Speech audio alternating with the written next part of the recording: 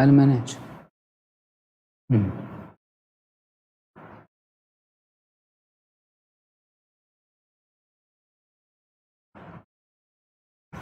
So Hare Krishna, ఇక్కడ కొన్ని power problems వచ్చినట్టున్నాయి. So ఇక్కడ మనం ఏ రకంగా ఈ జీవిత కష్టాలను ఎదుర్కోవచ్చు అని చెప్పడానికి వ్యాసముని వారు నారదముని వలన అడుగుతున్నారన్నమాట. ఎట్లాగ మీరు ఈ స్టేజ్కి వచ్చారు? సో మనం చూసాము, ఆధ్యాత్మిక శరీరాన్ని సంపాదించుకోగలిగారన్నమాట నారదముని వారు. సో ఆ స్టోరీని వినడానికి వ్యాసదేవుడు అడిగారన్నమాట. మరి ఆ మహానుభావులు, ఆ భాగవతోత్తములు మీకు ఇన్స్ట్రక్షన్స్ ఇచ్చి వెళ్ళారు కదా, ఆ తర్వాత మీరు ఏం చేశారని అడిగితే, ఏకాత్మజామే జనని యోషిన్ మూఢాచ కింకరి మై ఆత్మజే అనన్యగతో చక్రే స్నేహానుబంధనం. సో నారదముని వారు చెప్తున్నారన్నమాట, తన జీవితం ఎట్లా ఉంది అప్పట్లో అనేసి. ఏం చెప్తున్నాడంటే, నేను మా అమ్మకి ఒకే ఒక పిల్లవాడిని మాట, ఇంకే సంతానము లేదు. సో తర్వాత నా వయసు కూడా చాలా తక్కువే. మా అమ్మ కూడా చూస్తే సింగిల్ ఉమెన్ అన్నమాట, భర్త లేడు, ఇంకా ఎవరు కూడా అక్కడ లేరు అన్నమాట, బంధువులు కానీ ఎవరు లేరు. మరియు దాసీ పుత్రుడు మాట, దాసీ కింద చేసేది, పనులు చేసుకునేది మాట, హౌస్ మేడ్ అంటాం మనం ఇంగ్లీష్లో. అట్లాగా సో నేను ఒక్కడనే పిల్లవాడిని కాబట్టి ఆమెకి ఇంకొక రక్షణ అంటూ లేదు. సో నేను ఆమె మాత్రమే ఉన్నాము. అట్లాంటి సిచ్యువేషన్ అన్నమాట. అట్లాంటి సిచ్యువేషన్లో నన్ను తన యొక్క అనుబంధంతో బంధించేసింది అని చెప్తున్నారు. స్నేహ అనుబంధనం. సో తన తల్లి యొక్క ప్రేమతో నన్ను ఆ రకంగా బంధించింది అని చెప్తున్నారు. సో ఇక్కడ నెక్స్ట్ ఏమంటున్నారంటే, శాశ్వతంత్రాన కల్పాసి యోగక్షేమం మమేచ్చతి ఈశస్య హి వశే లోకో యోష దారుమయ యథా.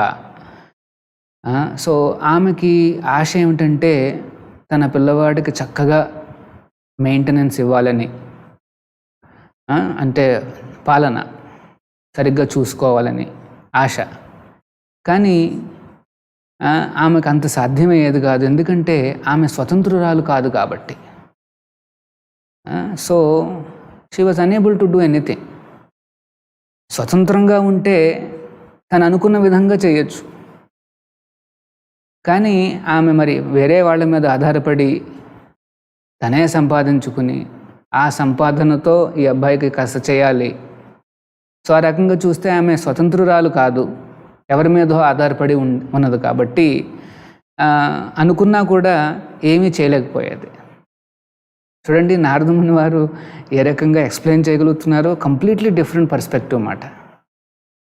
సో ఆ తర్వాత ఏమంటున్నారంటే, ఈశస్య హి వశే లోకో, ఈ లోకం కంప్లీట్గా భగవంతుడి యొక్క ఆధీనంలో ఉంది. మనం అందరం కూడా wooden dolls in the hands of the puppet master. మనం గ్రామాల్లో కూడా చూస్తుంటాం అప్పుడప్పుడు. పపెట్లు అంటే ఏమంటారు, ఆ చిన్న చిన్న బొమ్మలు, ఆ పైన వాళ్ళకి దారాలతో అలా కట్టి వెనకాల నుండి ఆ పపెట్ మాస్టర్ ఉంటాడనమాట. వాడు ఎట్లా తిప్పుతూ ఉంటే మనం చూస్తూ ఉంటాం అన్నమాట. ఆ బొమ్మ, ఆ చిన్న చిన్న ఆ పపెట్స్ అన్నీ కూడా ఒక రకంగా అవి ఎనాక్ట్ చేస్తుంటాయి. సో నారదముని వారు ఏమంటున్నారంటే, ఆమె చాలా చాలా ఆశగా ఉంది నన్ను బాగా చూసుకోవాలని, కానీ చూసుకోలేకపోయింది, ఎందుకంటే ఆమె ఇంకొకళ్ళ మీద ఆధారపడి ఉంది కాబట్టి అనేసి మాట. ఇక్కడ ఇది మనం అర్థం చేసుకోవాలి. ప్రతి ఒక్కరూ కూడా స్వతంత్రంగా ఉండాలని వాళ్ళు ఆశపడతారు. వాళ్ళ ప్రవర్తనలో కానీ, వాళ్ళ డెసిషన్స్లో కానీ, వాళ్ళ ఆలోచనలో కానీ వాళ్ళు స్వతంత్రంగా ఉండడానికి ఎప్పుడు ఏమంటారు, మనం ఆశపడతాం అన్నమాట. ఇన్ఫ్యాక్ట్ బయట ఈ పాజిటివిటీ టాక్స్ వీళ్ళంతా కూడా మాట్లాడేది అదే.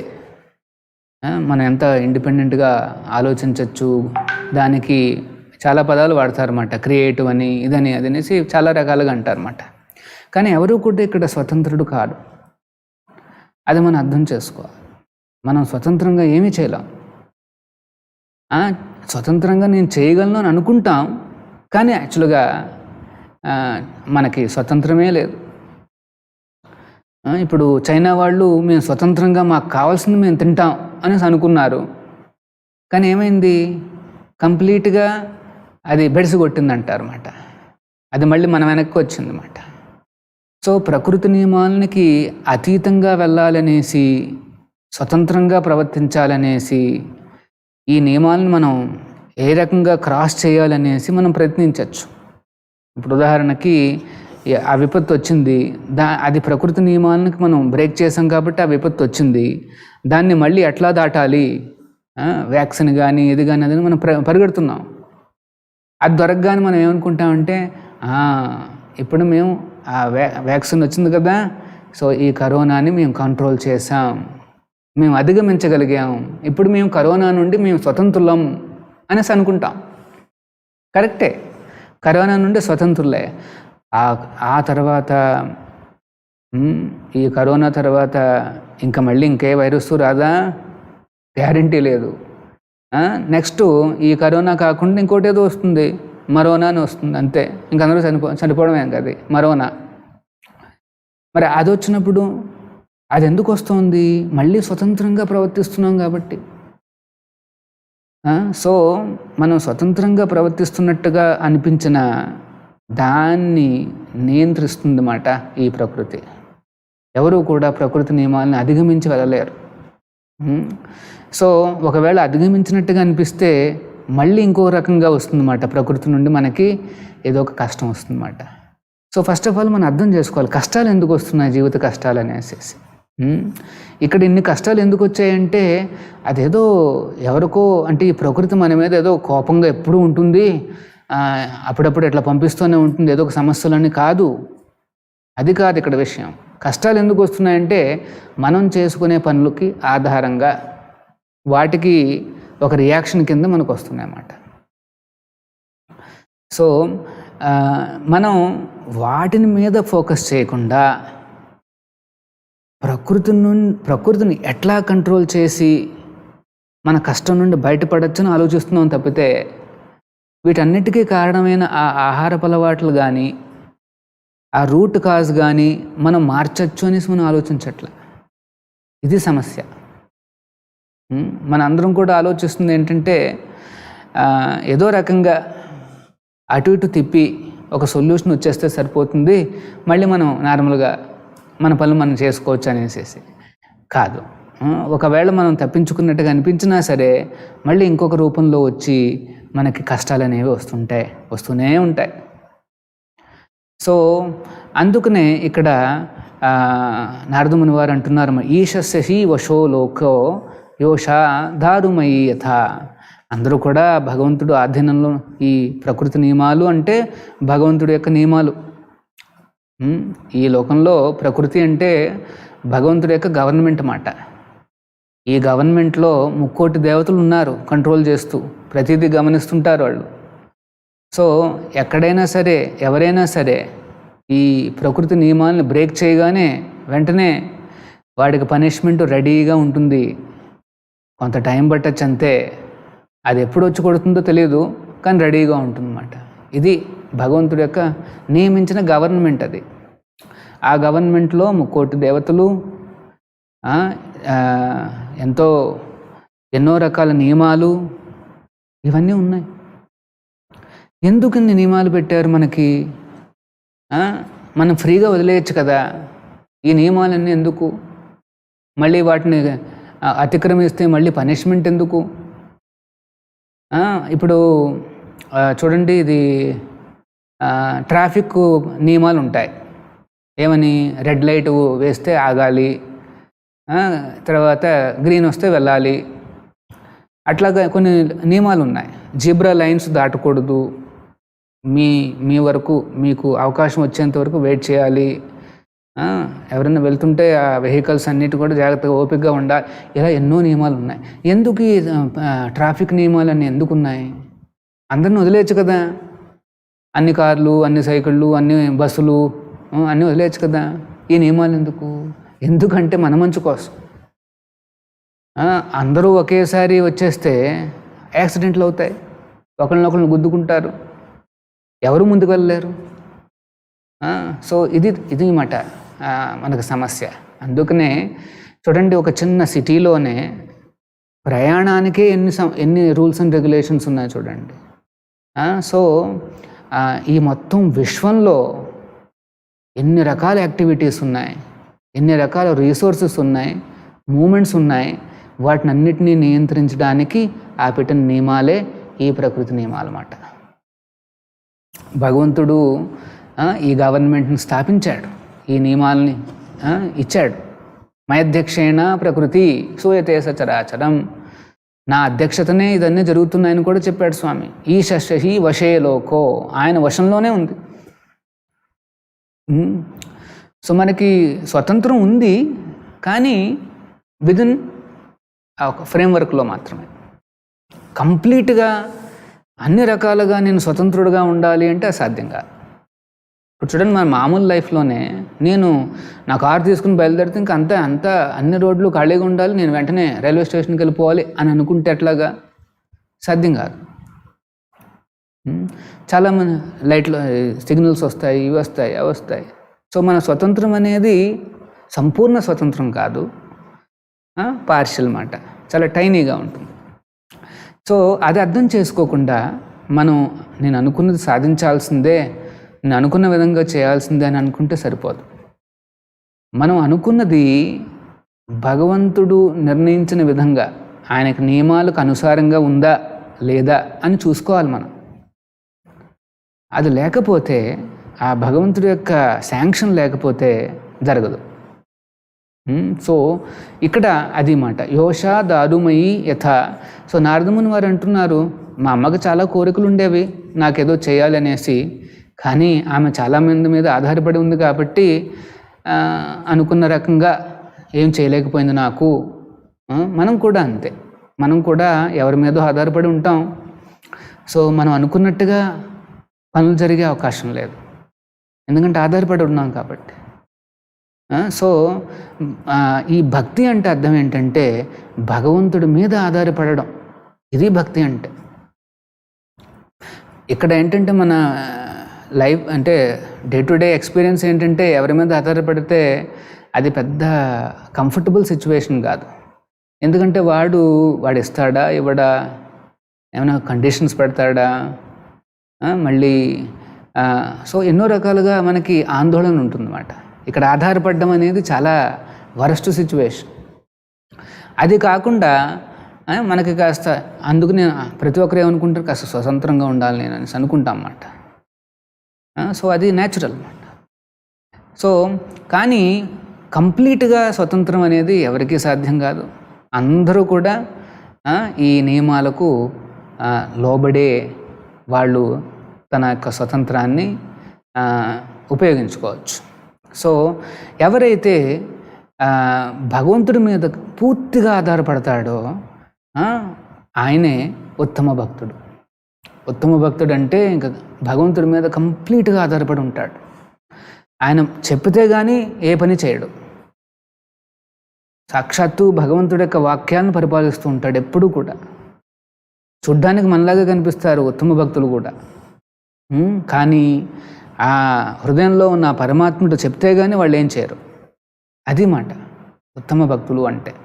కంప్లీట్గా భగవంతుడి మీద ఆధారపడి ఆయన చెప్పిన విధంగా నడుచుకుంటారు. సో ఆ స్టేజ్కి వస్తే ఇంకా మనకి ఎటువంటి కష్టం అంటూ రాదు.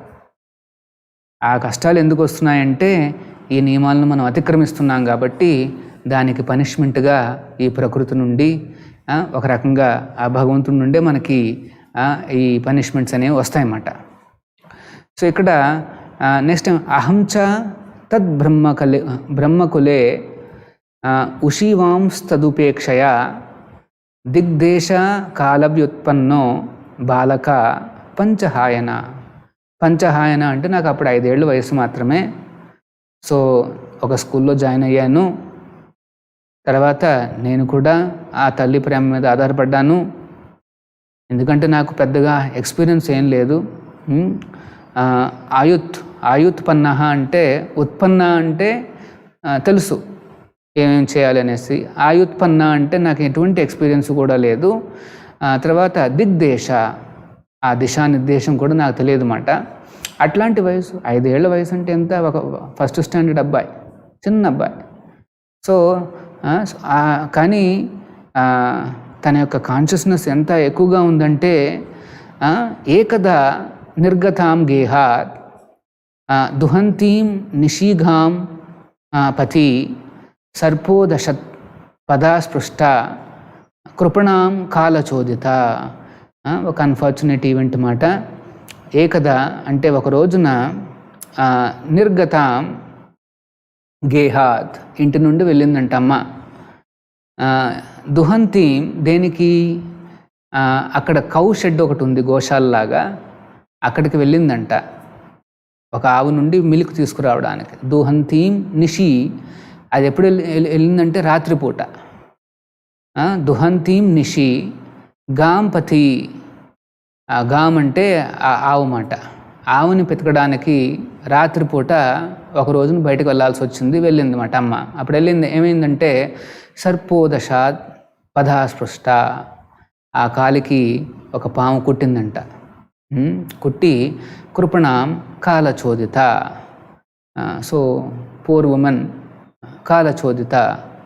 కాలచోదిత అంటే ఆ కాలం, సమయం, ఆ కాల సర్పము అంటారు చూడండి, అట్లా మాట. ఆ సమయం కాలచోదిత, ఆ సమయం ఇన్స్పైర్ చేస్తుందన్నమాట.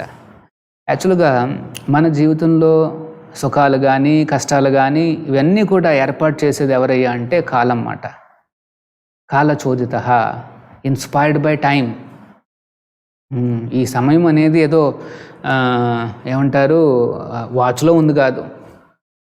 అది వాచ్ ఏంటంటే చూపిస్తుంది అంతే, ఏమిటి ఆ సమయం ఎట్లా కదులుతుంది అంటే ముందుకు వెళ్తుంది అనేసి మనకు చూపిస్తుంది అంతే. కానీ ఆ సమయం ఏమేమి చేస్తుందని మనకు తెలియదు. చాలా సైలెంట్గా ఈ సమయం అనేది వర్క్ చేస్తూనే ఉంటుంది. ఎవరికి కష్టాలు రావాలో, ఎవరికి సుఖాలు రావాలో అదంతా సైలెంట్గా తీసుకొస్తూ ఉంటుందన్నమాట. సడన్గా వస్తుందన్నమాట అది. ఇప్పుడు చూడండి, ఆ 16-17 మంది మైగ్రెంట్ లేబరర్స్, వాళ్ళు నడుస్తూ నడుస్తూ నడుస్తూ ఎంపీ మధ్యప్రదేశ్కి చేరాలని మహారాష్ట్ర నుండి బయలుదేరి పాపం నడుచుకుంటూ వస్తున్నారు. ఎంతో దూరం నడుచుకున్నారు కాబట్టి వాళ్ళు కాస్త కాళ్ళు పీకి కాసేపు రెస్ట్ తీసుకుందాం అనేసి అప్పుడు దగ్గరలో అక్కడ రైలు పట్టాలు కనిపించాయి. సరే వాళ్ళకి అనిపించింది, ఇక్కడ కాసేపు కూర్చుందాం అనుకుని ఉంటారులే, ఈ టైంలో రైళ్ళు ఎలా వస్తాయి, ఇప్పుడు అంతా మొత్తం దేశం అంతా లాక్డౌన్ కదా అనేసి అక్కడ కూర్చున్నారు. మరి నడిచి నడిచి వచ్చారు కాబట్టి వాళ్ళు అట్లా కూర్చున్నప్పుడు కొద్దిగా నిద్రలాగా వచ్చింది, నిద్రపోయారు. ఈ లోపల ఆ మృత్యు అనేది అదే సమయానికి వచ్చింది, ఒక గూడ్స్ ట్రైన్ రూపంలో. చూడండి, ఈ అరేంజ్మెంట్స్ అన్నీ చేసేది, ఆ టైమింగ్ అంతా చేసేది ఎవరయ్యా అంటే ఈ కాలచోదిత, కాలం. సో 11వ చాప్టర్లో భగవద్గీతలో కృష్ణుడు తన విశ్వరూపాన్ని చూపిస్తాడనమాట. ఆ విశ్వరూపాన్ని చూస్తున్నాడు అర్జునుడు. చూస్తుంటే ఆ నోటు నుండి జ్వాలలు వస్తున్నాయి, ఎన్నో తలలున్నాయి, మెరిసిపోతూ వజ్ర వైడూర్యాలు అన్నీ ఉన్నాయి శరీరం మీద. ఆ జ్వాల నుండి, ఆ జ్వాల లోపలికి ఈ కౌరవులందరూ కూడా ఎంటర్ అవుతున్నారు. ఆ నోటి లోపలికి మృత్యువు మాట. ఇవన్నీ చూసి అర్జునుడికి భయం వేసి, ఎవరు నువ్వు అని అడుగుతాడు. హూ ఆర్ యూ అని అడుగుతాడు. యాక్చువల్గా కృష్ణుడే, తన యొక్క ఫ్రెండే అయినప్పటికీ ఇదంతా ఇంత అప్యులెన్స్ చూడగానే భీతితో అడుగుతాడు అన్నమాట, ఎవరు నువ్వు అంటే వెంటనే కృష్ణుడు అంటాడు, ఆ రూపం అంటుందన్నమాట, ఏమని, కాలోస్మి లోకక్షయకృత్. కాలోస్మి అంటే నేను కాలాన్ని, లోకక్షయ ఐఎమ్ మెంట్ ఫర్ డిస్ట్రాయింగ్ అంటాడు. కాలం అనేది డిస్ట్రాయ్ చేస్తూనే ఉంటుంది, అది ఇది కాలం యొక్క గుణం. సో ఈ భౌతిక ప్రపంచంలో ఏది శాశ్వతంగా ఉండదు. అన్నిటినీ కూడా ఈ కాలం అనేది డిస్ట్రాయ్ చేసేస్తుంది. అందంగా ఇల్లు కట్టుకోండి ఎవరైనా సరే, ఒక 5 ఏళ్ళలో 10 ఏళ్ళలో వెంటనే అది అంత శిథిలమైపోతుంది. అంటే మనం మెయింటైన్ చేయకపోతే కంటిన్యూస్గా అది కాలం అనేది శిథిలం చేసేస్తుంది అన్నిటినీ. భగవంతుడే ఇచ్చిన ధర్మాన్ని కూడా కాలం డిస్ట్రాయ్ చేసేస్తుంది. అందుకనే కాలక్రమేణా ధర్మం పోయే అవకాశం ఉంది. సో అదే చెప్తాడు 4వ చాప్టర్లో కృష్ణుడు ఏమని, ఇది కాలక్రమేణా యోగ నష్ట పరంతప, యోగం నష్టమైపోయింది. అంటే నేను ఇచ్చిన ఈ భగవద్గీత యాక్చువల్గా ఇంతకుముందు సూర్యదేవుడికి చెప్పాను, కానీ కాలక్రమేణా అది కాస్త నష్టమైంది, అందుకనే నేను మళ్ళీ అర్జునుడి ద్వారా చెప్తున్నాను అని చెప్పి ఆ భగవద్గీతను అందరికీ ప్రసాదిస్తాడనమాట. చూడండి, ఇది కాలం యొక్క ఎఫెక్ట్ అన్నమాట. మనం ఏమి చేయకపోతే అది డిస్ట్రాయ్ చేసేస్తుంది. రోజు రోజుకి నశించిపోతుంటాయి అన్నీ. ఇల్లు కావచ్చు, ఇది కావచ్చు, అది కావచ్చు, ఏదైనా కావచ్చు. మన ఆరోగ్యం కూడా ప్రతిరోజు మనం కాస్త ఏమంటారు న్యూట్రిషియస్ ఫుడ్ తినాలి, కొద్దిగా వ్యాయామాలు చేయాలి. అట్లా మెయింటైన్ చేయకపోతే అలా నశించిపోతుంటుందన్నమాట. అలా కూర్చునే ఉన్నాం అనుకోండి, అలా రోజంతా కూర్చున్న వాళ్ళకి డిసీజెస్ ఎక్కువగా వస్తాయి. చూడండి, కాలం ఇదంతా కాలం ఎఫెక్ట్ అన్నమాట. సో ఎవరు ఊహించారు ఈ సమయంలో కోవిడ్ వస్తుందని? ఎవరు ఊహించారు వైజాగ్లో ఎగ్జాక్ట్గా 2:30 మార్నింగ్కి ఆ గ్యాస్ లీక్ అవుతుందని? అదే సమయంలో కొంతమంది రోడ్డు మీద ఉంటారని, అదే సమయంలో కొంత ఇది జరుగుతుందని ఎవరు ఊహించారు? అన్ఫార్చునేట్గా అది అలా వచ్చిందన్నమాట. ఇక్కడ కూడా ఆ తల్లి నారదముని వారి యొక్క చిన్న పిల్లవాడు, ఆ తల్లి ఏదో మిల్క్ కోసమని రాత్రిపూట గోశాలకు వెళ్తే ఆవులుండే చోట సర్పం ఎట్లా వస్తుంది? చూడండి, సర్పోదశ పదాస్పృష్ట, పద అంటే పాదాలకు కుట్టిందన్నమాట. అది చూడండి, కృపణ, పూర్ లేడీ, కాలచోదిత, ఇదంతా కూడా కాల ప్రభావం అన్నమాట. So we should not under estimate. ఈ కాలం అనేది ఏంటంటే భగవంతుడి యొక్క ఇంపర్సనల్ ఫీచర్. కృష్ణుడి యొక్క ఇది ఇంపర్సనల్ అంటే ఇంకా అది ఫోర్స్ మాట. అది పర్సన్ అంటే కొద్దిగా దయ దాక్షిణ్యాలు ఉంటాయి మనిషికి, ఏదైనా ఒక పర్సన్ అయితే, వ్యక్తిత్వం ఉన్నవాళ్ళకి. అది వాళ్ళు ఒక ఫోర్స్ అనుకోండి, అది ఇంకెవరిని పట్టించుకోదు. ఆ దయా దాక్షిణ్యాలు అంటూ ఉండవు ఫోర్స్ అయితే, ఎనర్జీ అయితే కదా. కానీ వ్యక్తి అయితే కొద్దిగా దయాదాక్షిణాలు ఉంటాయి. అయ్యో చిన్న పిల్లవాడు, అయ్యో పూర్ లేడీ, అయ్యో అది అలాగా కాస్త డిస్క్రిమినేషన్ ఉంటుంది. కానీ కాలానికి ఏం ఉండవు. ఎందుకంటే కాలం అనేది ఇంపర్సనల్ ఫోర్స్. ఆ పనిష్మెంట్ ఏదో రావాలి, మనం అదేదో ఆ సమయానికి వచ్చేస్తుంది. చూడండి, ఆ వైజాగ్లో చూస్తే చిన్న పిల్లలు, ఆ ఫోర్స్ అంతే. ఆ వచ్చిన గ్యాస్ కూడా ఎనర్జీ ఇంపర్సనల్, తెలియదు, అదేమి డిస్క్రిమినేట్ చేయదు కదా. చిన్నపిల్లవాడు వదిలే అదేమి ఉండదు. ఇది మాట పరిస్థితి. చాలా భయానకమైన ప్రపంచం ఇది. దుఃఖాలయం అశాశ్వతం, కృష్ణుడు కూడా అన్నాడు. ఆయన సర్టిఫికెట్ ఇచ్చాడు ఈ ప్రపంచానికి ఏమని, దుఃఖాలయము అశాశ్వతము. ఇదంతా కూడా అశాశ్వతంగా ఉంటుంది. ఆ కాలం అనేది దేన్ని శాశ్వతంగా ఉండనివ్వదు. ఇక్కడ అశాశ్వతం. మరి మనం అనొచ్చు, అయ్యో నేను శాశ్వతంగా ఉండాలనుకుంటున్నానే, మరి నాకు ఇట్లాంటి అశాశ్వతమైన వాతావరణంలో నేను ఎలా చిక్కుకుపోయాను అని అడగాలి. మనం అడగాలి, అయ్యో నేను శాశ్వతంగా ఉండాలనుకుంటున్నాను, ఎంత క్రూరంగా అశాశ్వతమైన లోకంలో నేను ఉన్నానేమిటి, నన్ను ఇక్కడ పడేశారేమిటి అనేసి అడగాలి. అట్లీస్ట్ కోపమన్నా రావాలి మనకి. దానికి కృష్ణుడు ఏమంటున్నాడంటే, అవును కరెక్టే, ఈ లోకం నీకు ఇది నీ యొక్క నిజమైన ప్రదేశం కాదు, ఇది టెంపరీ ప్రపంచం మాత్రమే. నువ్వు శాశ్వతంగా ఉండాలి అంటే శాశ్వతమైన లోకానికి వచ్చేయాలి, ఆ శాశ్వతమైన భగవద్ధామానికి చేరుకోవాలి అని ఆయన ఓపెన్గా ఆహ్వానిస్తున్నాడు మనల్ని. నువ్వు ఇక్కడే ఉండిపోతానని ఎందుకు ముందుపడుతున్నావు? నువ్వు ఆ మొంకి పట్టి వదిలిపెట్టి నా దగ్గరికి రా అని చెప్తున్నాడు. కానీ మనం మాత్రం కాదు. ఇక్కడే నాకు శాశ్వతంగా ఏమైనా ఏర్పాట్లు చేయని మనం కోరుకుంటుంటాం. అది ఎక్కడే ఏమైనా కాస్త అడ్జస్ట్మెంట్లు చేస్తే బాగా అంత సరిపోతుందేమో అని అనుకుంటాం. అవన్నీ పూర్తిగా. సో ఇక్కడ కూడా చూడండి, కాలచోదిత, అన్ఫార్చునేట్గా ఇన్ఫ్లుయెన్స్డ్ బై సుప్రీం టైం. ఇది చాలా పవర్ఫుల్ ఫోర్స్. భగవద్గీతలో 5 సబ్జెక్టులు చెప్పబడ్డాయి. ఏమిటవి? 1 దేవాది దేవుడైన కృష్ణుడి గురించి, 2 జీవుడి గురించి, మన గురించి, జీవభూత, బ్రహ్మన్, జీవాత్మ, ఆత్మ, ఇవన్నీ మనకి సంబంధించినవి. 3వది కాల. ఈ కాలం అంటే ఏమిటి, దీని యొక్క ఫంక్షన్ ఏమిటి, ఏం చేస్తుంది ఇది అనేది కాల. 4 కర్మ, మనం చేసే పనులు, వాటికి వచ్చే ప్రతిఫలాలు. ఫైనల్గా ఏంటంటే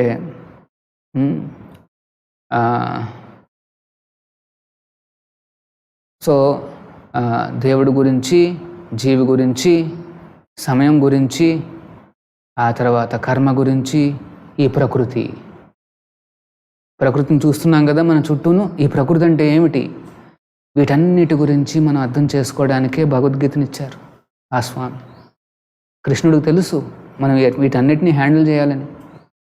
ఇంకా వీటికి తప్పితే ఇంకేం లేదు మనకి హ్యాండిల్ చేయాల్సింది. ప్రకృతి అంటే నేను చెప్పాను కదా, ఇది గవర్నమెంట్ మాట. ఈ విశ్వాలన్నిటినీ మేనేజ్ చేసే గవర్నమెంట్ ఇది. సో ప్రకృతి ఉంది, మనం చేసే కర్మలు. ఈ 5లో మనం చేసే కర్మ ఉంది చూశారు, అదొక్కటే టెంపరీ. మిగతా 4 కూడా శాశ్వతం. దేవుడు ఎప్పుడూ శాశ్వతంగా ఉంటాడు, మనము శాశ్వతం. ఈ ప్రకృతి ఎనర్జీ, ఆ ఎనర్జీ కూడా శాశ్వతం. సమయం శాశ్వతం. మనం చేసే కర్మలు మార్చే అవకాశం ఉంది. సో అది మార్చే అవకాశాలు ఉన్నాయన్నమాట. ఇప్పుడు బ్యాడ్ కర్మ ఉంటే మంచి కర్మలు చేసుకోవచ్చు. సో కర్మ మారే అవకాశం ఉంది, కానీ మిగతా 4 కూడా మారవు. చూడండి, సో ఒక్కసారి ఈ జ్ఞానాన్ని మనం సంపాదిస్తే ఆ మార్పు లేని జ్ఞానం అన్నమాట అది. అందుకనే భగవద్గీత శాశ్వతం, ఎటువంటి మార్పులు ఉండవు. దేవుడు మారడు, మన జీవి మారదు అంటే శాశ్వతం. సో ఇట్లాంటి నాలెడ్జ్ని మనం ఎక్వైర్ చేసుకుంటే అప్పుడు జీవితంలో మనకి వీటినన్నిటిని ఎదుర్కొనే అవకాశం ఉంది.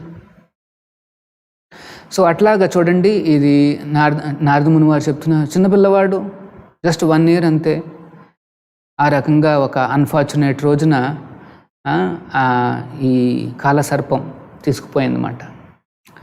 అప్పుడు వెళ్ళిపోయినప్పుడు మరి అది నారదముని వారికి అప్పట్లో అంటే దాసీపుత్రుడుగా ఉన్నప్పుడు తనకు ఆల్రెడీ దివ్యజ్ఞానం వచ్చింది గురువు దగ్గర నుండి.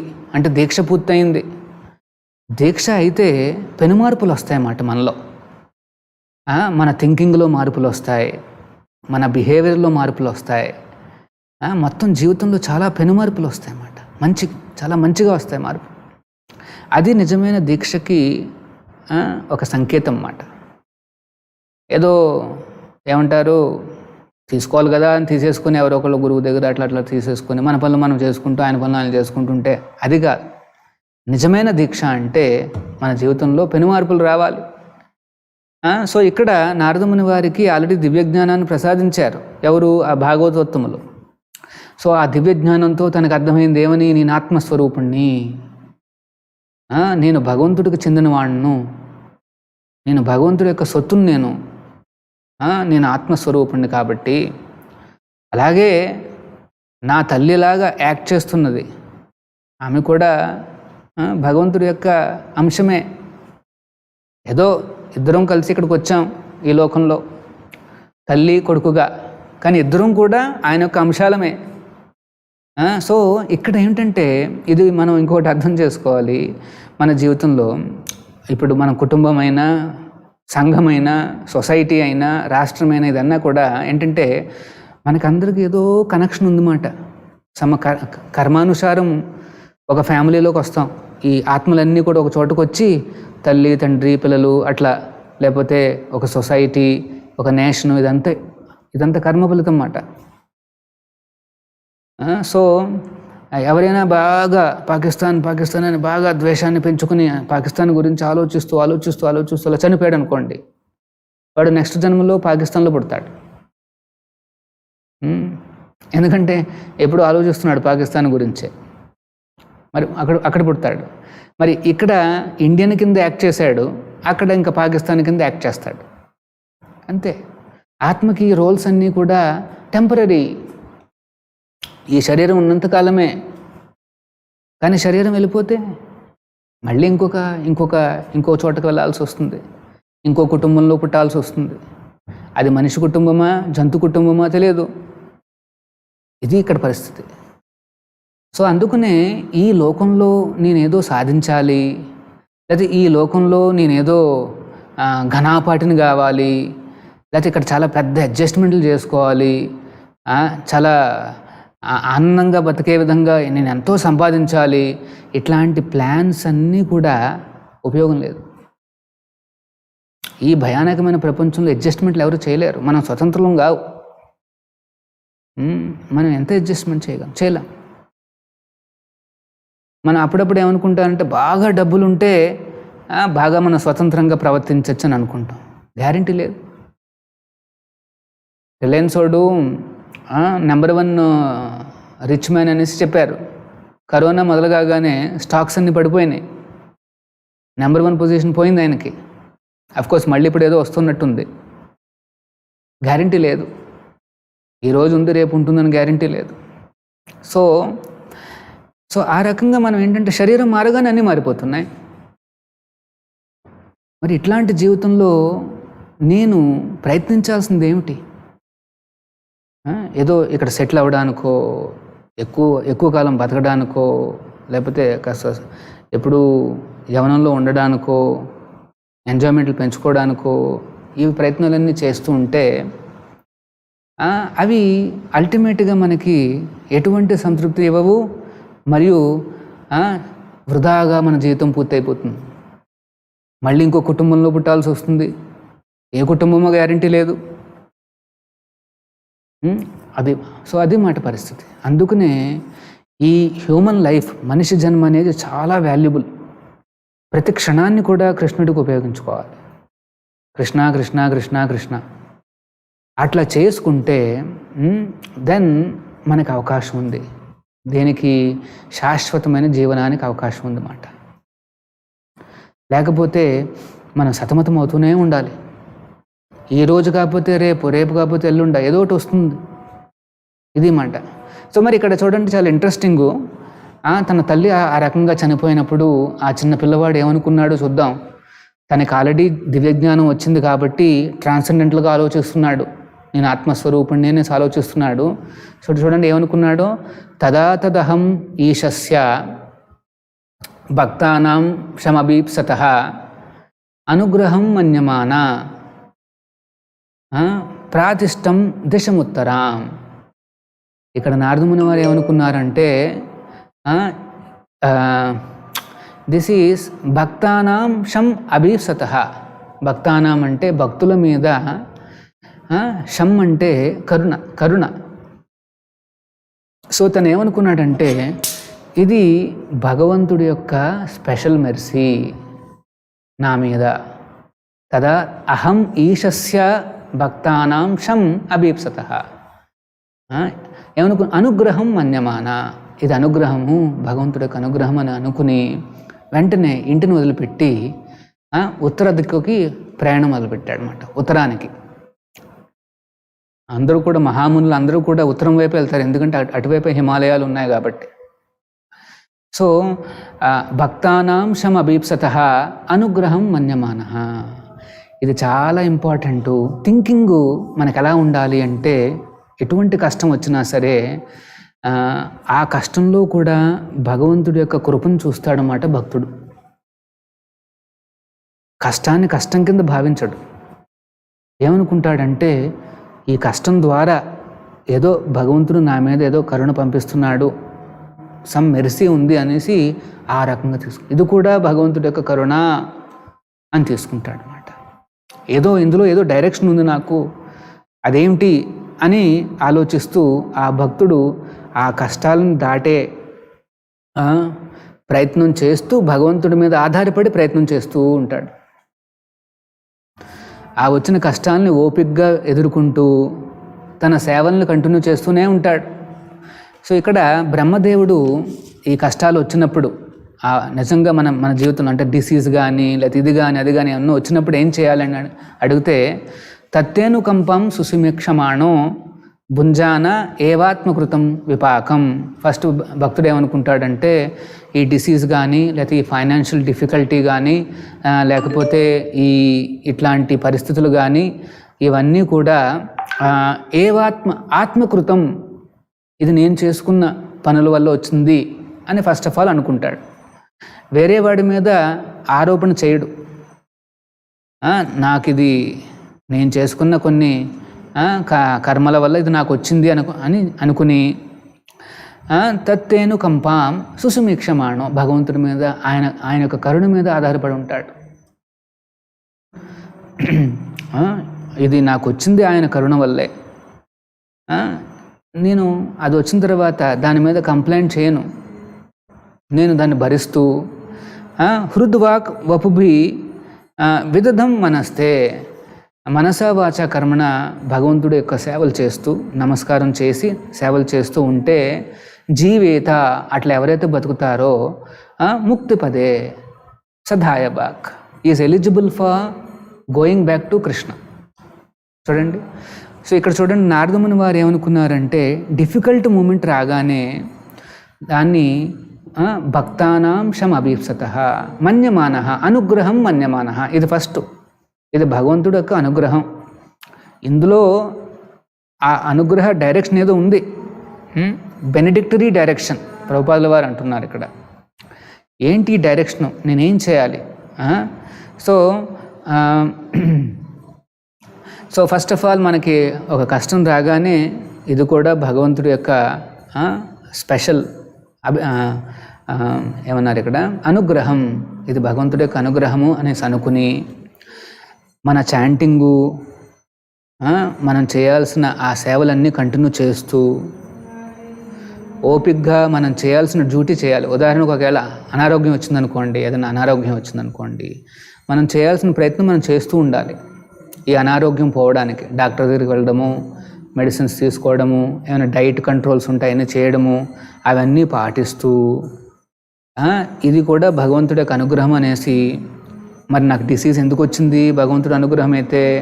ఇది ఎందుకు వచ్చిందంటే ఆత్మకృతం, నేనే ఎప్పుడో ఏదో చేసుంటాను పొరపాటు, తినకూడనివి తిన్నాను, చేయకూడనివి చేశాను, నాకు ఇప్పుడు ఇది వచ్చింది. కానీ భగవంతుడి దయ వలన ఇది కాస్త తగ్గింది, కొద్దిగా తగ్గి మరీ వచ్చింది నా దగ్గరికి. ఇది కూడా ఆయన యొక్క డైరెక్షన్, ఆయన యొక్క కృప వలన పోతుంది. కానీ ఆ కృప కోసం సుసమీక్షమాణ ఎదురు చూస్తూ ఉంటాడు. అలా ఎదురు చూస్తూ తను చేయాల్సిన ధర్మాన్ని తను చేసుకుంటూ ఆ భగవంతుడి సేవలో కంటిన్యూ చేస్తూనే ఉంటాడు. అట్లా చేస్తే ఈజ్ ఎలిజిబుల్, ఈజ్ ఆటోమేటిక్ దాయబాక్ ముక్తిపదేశ దాయబాక్. దాయబాక్ అంటే ఈ హ్యాస్ ఎ క్లెయిమ్, ఈ can go back to Krishna. చూడండి, కష్టాలను ఓర్చుకుంటూ తను చేయాల్సిన ప్రయత్నం చేయాలి కష్టాన్ని అధిగమించడానికి. అంటే ఉదాహరణకి ఇప్పుడు జబ్బు వచ్చిందనుకోండి, అంటే మనం భగవంతుడి మీద అంతా భారం వేసేసి కూర్చోకూడదు, మనం చేయాలన్నమాట. మన పనులు చేస్తూ ఆయన మీద ఆధారపడాలి, మన పనులు చేస్తూ. అంతేగాని ఆయనకి పని పురమాయించి మనం మాత్రం చక్కగా కూర్చుంటే అవదు. మనం చేయాల్సిన పనులు మనం చేస్తుంటాం, చేస్తూ ఇది నా కర్మ వల్లే వచ్చిందనేసి అనుకుంటే అప్పుడు కాస్త మనస్థిమితం అవుతుంది. మనం ఎవరైనా అటాక్ చేసినా సరే ఫస్ట్ మనం ఏమనుకోవాలంటే ఏదో ఏముందో నేనేం చేశానో కర్మ నా మీదకి వస్తున్నాడు వీడు, సరే జాగ్రత్తగా దీన్ని నేను డీల్ చేయాలి, భగవంతుడి మీద ఆధారపడాలి, ఆయనకు సేవలు కంటిన్యూ కావాలి, ఇది ఎప్పుడు పూర్తవుతుంది ఆయన మీద ఆధారపడి ఉంది. అట్లాగా భక్తుడు చాలా చక్కగా తన మనస్సుని తన చేతనాన్ని మౌల్డ్ చేసుకుంటాడు అన్నమాట. ఇదంతా అనుగ్రహం మన్యమాన, ఇది భగవంతుడి యొక్క అనుగ్రహము అని చెప్పి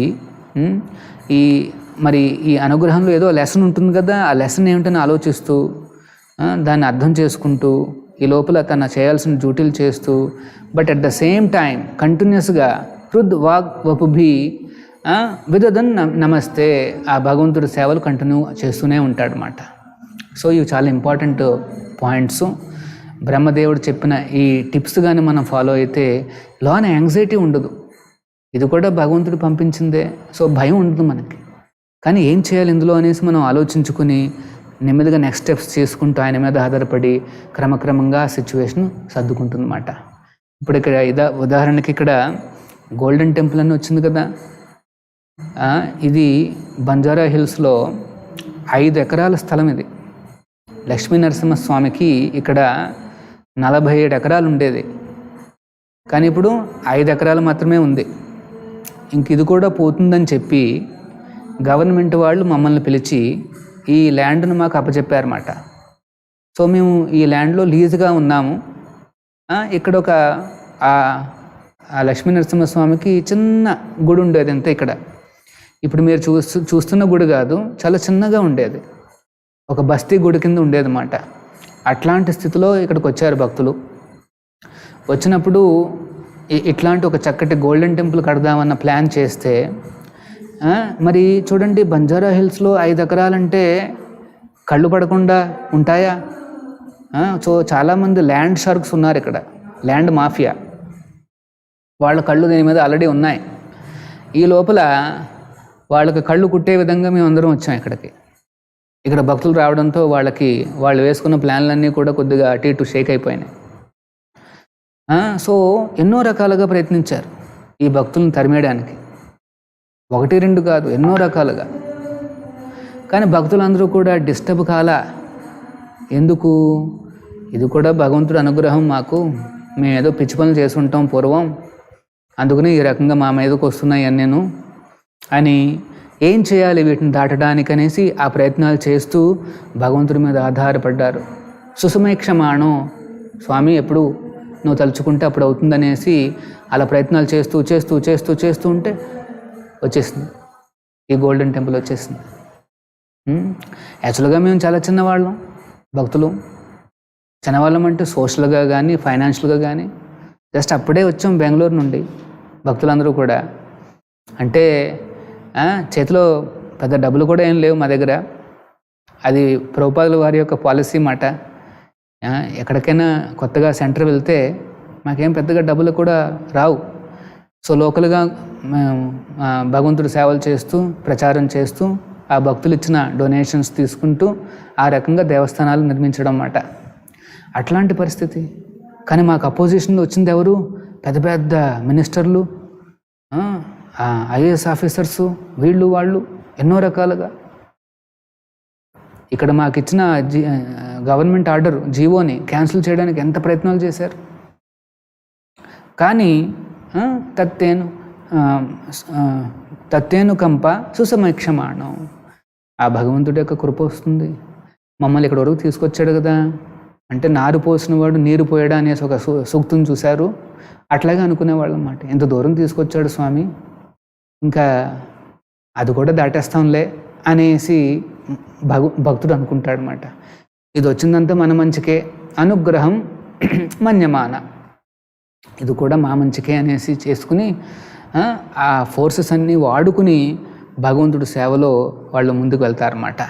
అలాగే సో అందుకనే ఈ సెన్సిటివిటీస్ అన్నిటిని మనం అర్థం చేసుకుని మన జీవితంలో వీటిని ముందుకు నడవాలి అంటే ఆచార్యులు కంపల్సరీ. చూసారా ఎంత కాంప్లికేటెడో మన జీవితం. ఇంత కాంప్లికేటెడ్ లైఫ్లో మనకి చక్కగా డైరెక్షన్ ఇచ్చే ఆ ఆచార్యులను కానీ మనం ఎన్నుకుంటే ఆయన దీక్ష ప్రభావంతో మనలో పెనుమార్పులు వస్తాయి. అప్పుడు ఎటువంటి కష్టం వచ్చినా సరే చాలా కరెక్ట్గా తీసుకుంటారన్నమాట. అనుగ్రహం, ఇది కూడా భగవంతుడి అనుగ్రహమే. మనం క్రిటిసైజ్ చేయం భగవంతుడిని కానీ, లేకపోతే వీళ్ళని కూడా ఎవరైనా మన మీదకి వచ్చారు కదా వాళ్ళని కూడా మనమేమి అట్లీస్ట్ లోన మనమేం క్రిటిసైజ్ చేయం. బయట కొద్దిగా మనం ఆర్గ్యుమెంట్ చేయాల్సి వస్తుంది. సో ఇవన్నీ ఉన్నాయి ఈ టెక్నిక్స్ అన్నీ కూడా. కానీ ఇంటర్నల్గా ఏంటంటే భయం అంటూ ఏముండదు. ఇది కూడా భగవంతుడే పంపించాడు, ఆయన ఏమనుకుంటే అదే జరుగుతుంది. ఈ శస్య వశ అన్నీ కూడా ఆయన అధీనంలో ఉన్నాయి. కానీ మనం చేయాల్సిన ధర్మం మనం చేయాలి. సైమల్టేనియస్గా ఆయనకి సేవలు అంటే చాంటింగు ఇవన్నీ కూడా కంటిన్యూ కావాలి. ఎటువంటి డిస్టర్బెన్స్ లేకుండా అన్నీ కంటిన్యూ చేయండి. మనకి ఏదైతే కష్టం వచ్చిందో క్రమక్రమంగా సర్దుకుంటుంది. అలా ఎదురు చూస్తూ మనం మనం మన పనులు మనం చేసుకుంటాం. మనం స్వామి మీద, భగవంతుడి మీద ఎటువంటి డిమాండ్ పెట్టకూడదు. నాకు వెంటనే పోవాలి సమస్య, ఇది నాకు వెంటనే ఇది అయిపోవాలనేసి ఏమీ డిమాండ్ లేదు. తన డ్యూటీని, తన ధర్మాన్ని చేసుకుంటూ, స్వామి సేవలు చేసుకుంటూ వెయిట్ చేస్తూనే ఉంటాడు ఎప్పుడు పోతుందా అనేసి. క్రమక్రమంగా భగవంతుడు కూడా ఆ భక్తుడిని రక్షిస్తాడు. అంతేకాదు తన దగ్గరికి తీసుకుపోతాడు ఆటోమేటిక్గా. సో ముక్తి పదేశ దాయభాగ్, ఆటోమేటిక్గా వెళ్ళిపోతాడు. ఇక్కడ చూడండి, నారద ముని వారు జస్ట్ చిన్న పిల్లవాడు అంతే, 1 year old అంతే, 5 సంవత్సరాల అబ్బాయి. కానీ ఎంత చక్కగా చూసుకుంటున్నాడో. ఇట్ ఈస్ ఈ సేయింగ్ ఈ శస్య అనుగ్రహం మన్యమాన. అలా అనుకుని సరే భగవంతుడికి ఏదో ప్లాన్ ఉంది నా గురించి ఇంకనేసి ఉత్తర దిక్కుకి ప్రారంభమయ్యాడనమాట. ఆ ఉత్తర దిక్కులో ఏమైంది మనం రేపు చూద్దాం. నారద ముని వారికి ఏ రకంగా భగవంతుడు కరుణించాడు అనేసి మనం రేపు చూద్దాం. ఓకే, సో ఈరోజు కొన్ని ప్రశ్నలు మనం చూద్దాం.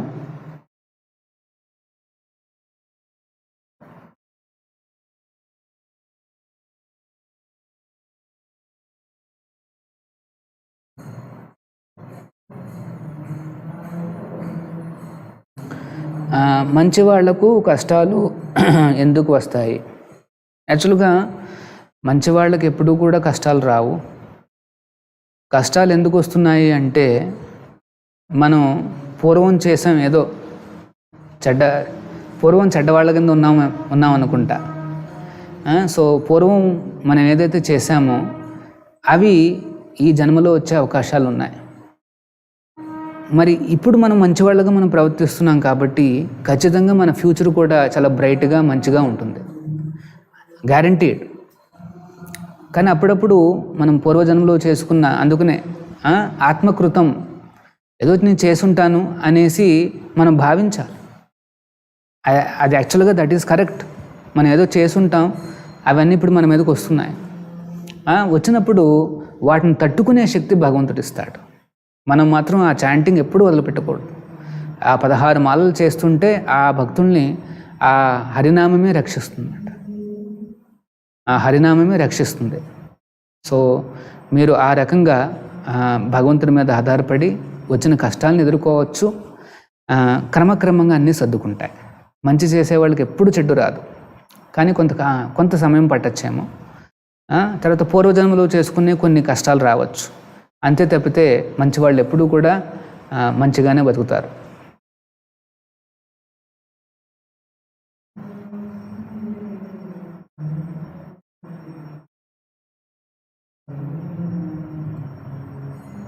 ఆత్మ పరమాత్మలో కలిసిపోతే మరుజన్మ ఉంటుందా? యాక్చువల్గా ముక్తి అంటే ఆత్మ పరమాత్ముడిలో కలిసిపోవడం కాదు, పరమాత్ముడి యొక్క అద్భుతమైన ఆ రూపాన్ని దర్శించుకుని సేవలు చేయడం. ఇది ముక్తి అంటే. నిజమైన ముక్తి అంటే భగవంతుడి యొక్క సేవలో ఆనందోత్సాహాలతో ఉండడం అన్నమాట. ఆ కృష్ణుడి యొక్క పాదాల సేవ, ఇది భక్తుడి యొక్క ఆలోచన. ఒకవేళ మనం మర్జింగ్ అనేసి అనుకుంటే కలిసిపోవడం అనేది సాధ్యం కాదు. బ్రహ్మజ్యోతిలో కలిసిపోతారు కొంతమంది భగవంతుడి శరీరం లోపలికి వెళ్ళిపోవాలి అంటే మర్జ్ అయిపోవాలనేసి అనుకుంటుంటారు అన్నమాట. ఈ రెండు కూడా ఏమంటారు, అన్ఫార్చునేట్ థింకింగ్ అన్నమాట. మన థింకింగ్ ఎప్పుడూ కూడా భగవంతుడితో సంబంధం పెట్టుకోవడానికి తప్పితే ఇట్లా మర్జ్ అయిపోవడం అనేది అది దట్ ఈస్ హెల్లిష్. మనకు అది ఒక నరకం లాంటిది అన్నమాట భక్తులకి. ఎందుకంటే మేము భగవంతుడితో ఆయనతో చక్కగా సంబంధం పెట్టుకుందామని చూస్తున్నాం. కానీ బ్రహ్మజ్యోతిలో కలిసిపోతే ఏమవుతుందంటే ఇంకా అట్లాంటి అవకాశం ఉండదు.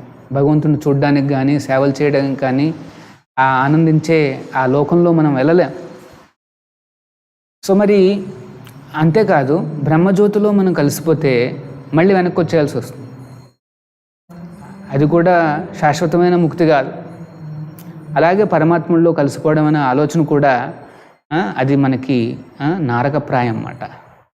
భక్తులు ఆ అందమైన ఆ సుందర రూపాన్ని చూస్తూ సంబంధం ఆ భగవంతుడి యొక్క సేవ చేయడానికి ప్రయత్నిస్తారు.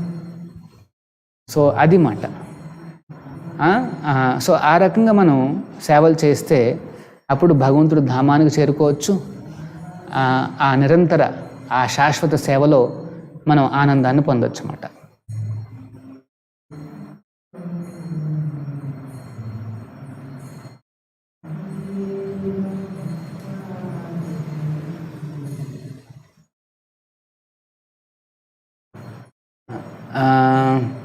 నావల, ఆమయన, చీమలు మరియు బొద్దింకలు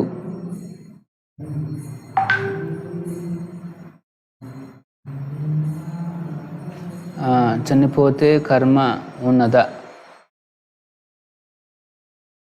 ఇప్పుడు చీమలు మరియు బొద్దింకలు, ఈ మస్కిటోస్ ఇవన్నీ చాలా వస్తుంటాయి. సాధారణంగా ఈ బొద్దింకలు ఎందుకు వస్తాయి అంటే, బొద్దింకలు ఎలుకలు ఎన్ని ఎప్పుడు వస్తాయంటే కొద్దిగా అంటే ఫుడ్ కానీ లేకపోతే ఏదైనా కాస్త అటు ఇటు మనం ఉంచుకుంటే వాటి వల్ల ఆకర్షితమై అవన్నీ వస్తాయన్నమాట. అంటే క్లీన్ చేయకుండా కాస్త అన్క్లీన్ ప్లేసెస్లో ఎన్నో వస్తాయన్నమాట. సో ఫస్ట్ ఆఫ్ ఆల్ ఏంటంటే మనం చేయాల్సిన ధర్మం ఏంటంటే కాస్త అంత నీట్గా పెట్టుకోవాలి. క్లీన్గా పెట్టుకుంటే ఇవి వచ్చే అవకాశాలు తగ్గుతాయి. అది ఫస్ట్ స్టెప్. దోమలు ఉన్నాయనుకోండి, మేమేం చేస్తామంటే దోమ కర్టెన్స్ వేసుకుంటాం పడుకునే ముందు. సో వాటిని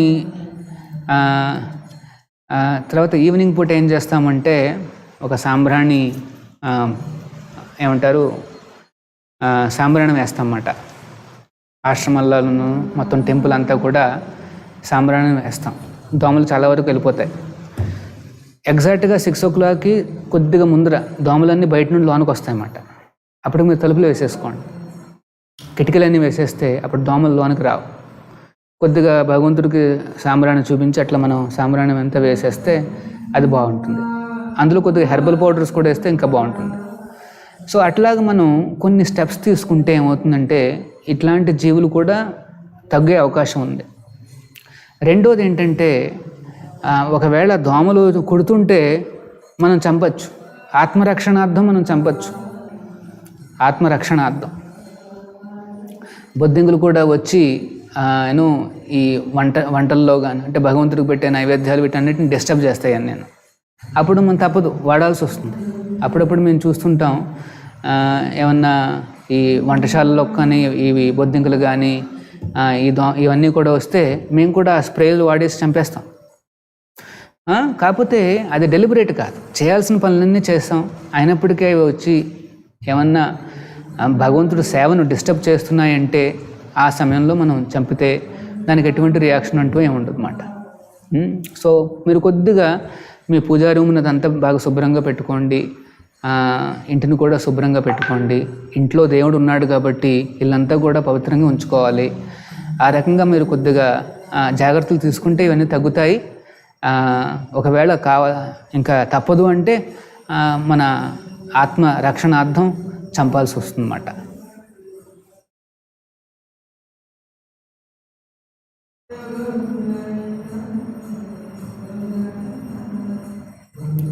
ఇందులో మనం బాధపడడానికంటే ఏం లేదు. ఎందుకంటే అల్టిమేట్గా మనం కూడా ఆరోగ్యంగా ఉంటేనే కానీ భగవంతుడి యొక్క సేవ చేయలేం.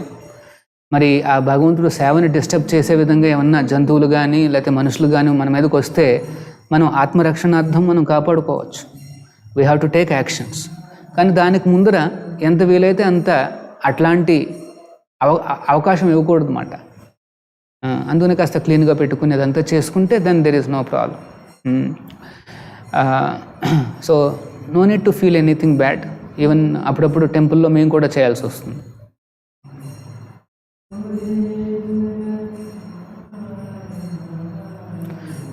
ప్లీజ్ ఎక్స్ప్లెయిన్ సూక్ష్మ, స్థూల అండ్ యాతన శరీర. ఇక్కడ ఈ భౌతిక మనం ఏమంటారు భౌతికంగా శరీరం ఉంది కదా, దాన్ని స్థూలకాయము అంటారు. పంచభూతాలతో తయారు చేసింది ఇది. ఆ లోపల ఉండేదాన్ని సూక్ష్మకాయము అంటారు. సూక్ష్మ అంటే మైండు, ఇంటెలిజెన్సు, ఈగో, ఈ మూడింటిని కలిపి సూక్ష్మకాయము అంటారన్నమాట. ఆ లోపల ఉండేది ఆత్మ. అంటే ఆత్మకి బనియన్ ఉంటుంది. ఆ బనియన్ ఏమిటంటే ఇది మాట, మైండు, ఇంటెలిజెన్సు, ఈగో, ఇది బనియన్. ఆ బనియన్ పైన కోటు, ఇది మాట, ఈ పంచభూతాలతో తయారు చేసిన శరీరం, దాన్ని స్థూలకాయం అంటారు. సో స్థూలకాయము, సూక్ష్మకాయము ఉంటుంది ఆత్మ. చనిపోయినప్పుడు ఏమవుతుందంటే ఆ స్థూలకాయం పడిపోతుంది కిందన. సూక్ష్మకాయం అంటే మనస్సు, ఇంటెలిజెన్సు, ఈగో, ఈ మూడు కూడా ఆత్మతో పాటుగా ప్రయాణం చేస్తాయి. మళ్ళీ నెక్స్ట్ శరీరానికి అవి కూడా వెళ్తాయి. మళ్ళీ అక్కడ ఇంకో స్థూలకాయం వస్తుంది. అట్లా ఆ జర్నీ జరుగుతూనే ఉంటుందన్నమాట. ఈ సూక్ష్మకాయానికి ఇంకొక పేరేంటంటే యాతన శరీరం అంటారన్నమాట. అంటే ఒకవేళ అది నరకానికి వెళ్ళాల్సి వస్తే ఆత్మ, అది యాతన శరీరంగా మారుతుందన్నమాట. ఆ యాతన శరీరానికి అన్ని రకాల పనిష్మెంట్స్ వస్తాయి. అప్పుడు మళ్ళీ అది నెక్స్ట్ ఇంకొక స్థూలకాయాన్ని తీసుకుని తన ప్రయాణాన్ని కంటిన్యూ చేస్తుందన్నమాట. సో ఈ శరీరాల నుండి పూర్తిగా విముక్తి కలిగితే అప్పుడు ఆత్మ తన ఒరిజినల్ ఆధ్యాత్మిక శరీరాన్ని సంపాదించుకుంటుంది. ఆ శరీరంతో ఆనందాన్ని అనుభవించవచ్చు ఆ భగవంతుడి యొక్క సాంగత్యంలో.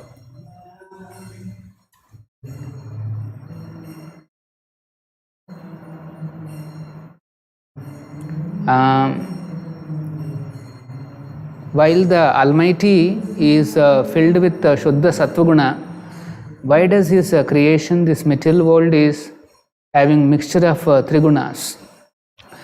సో భగవంతుడు ఆయన శుద్ధ సత్వంలో ఉన్నాడు. శుద్ధ సత్వ అంటే ఎటువంటి డిట్యూరేషన్ లేకుండా శాశ్వతంగా ఉండే ఎన్వైరన్మెంట్ మాట. భగవంతుడు ధామం కానీ, భగవంతుడు కానీ, అక్కడున్న వెరైటీస్ అన్నీ కూడా ఈ శుద్ధ సత్వంతోనే తయారు చేయబడ్డాయి. సో అన్నీ కూడా సచ్చిదానంద విగ్రహ, శాశ్వతంగా ఉంటాయి, ఆనందంగా ఉంటాయి. ఎక్కడ చూసినా ఆనందమే కనిపిస్తుంది తప్పితే ఎటువంటి దుఃఖం కానీ ఏది కానీ కనిపించదు. కానీ మనం అందరం కూడా ఆయన యొక్క పిల్లలం.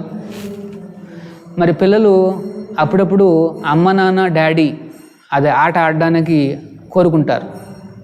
అప్పుడు తల్లిదండ్రులు ఏం చేస్తారు, కొడుకుకి చిన్న పిల్లవాడికి మరి ఏం చేస్తారు, మరి ఆట ఆడాలనేసి వాడు పట్టుపట్టాడు, మరి ఏం చేయాలి? అప్పుడు ఏం చేస్తారు అంటే తమకుండే ఇల్లు లాంటిది కట్టడం తండ్రి ఏం చేస్తాడంటే ఒక చిన్నది శాంపుల్, చిన్న చిన్న ఇళ్ళు, చిన్న చిన్న వంటకాలు, చిన్న చిన్న రైళ్ళు, విమానాలు, అట్లాంటిది ఒక చిన్నది ఏర్పాటు చేస్తాడనమాట. అది శాశ్వతంగా సెటప్ కాదు. అది తండ్రికి కూడా తెలుసు ఇది శాశ్వతంగా ఎట్లా ఉంటుంది. అరే వాడు మళ్ళీ రావాలి కదా ఇంటికి, వాడి ఇంటికి రావాలి, ఎన్నో పనులు ఉంటాయి, నేర్చుకోవాలి, పెరగాలి జీవితంలో, నా కుమారుడు పెద్దవాడు కావాలి అని ఏ తండ్రికైనా ఉంటుంది ఆశ. అలాగే భగవంతుడు కూడా మనల్ని పంపించాడు ఈ లోకానికి, కానీ ఇది టెంపరీని ఆల్రెడీ నిశ్చయించుకున్నాడు. వీటికి చిన్న చిన్న ఇల్లులు, చిన్న చిన్న లోకాలన్నీ ఇచ్చాడు. వైకుంఠంతో పోలిస్తే ఇవన్నీ ఏమిటి, చిన్న చిన్నవి, చాలా చిన్న చిన్నవి. సో ఈ ఏర్పాట్లన్నీ చేశాడు ఆయన, భగవంతుడు చేశాడు. టైనీ ఇమిటేషన్ ప్రపంచం మాటిది. సో మరి ఇది అశాశ్వతంగా ఉండే ప్రపంచం కాబట్టి దీనికి జన్మ ఉంటుంది, మృత్యువు ఉంటుంది.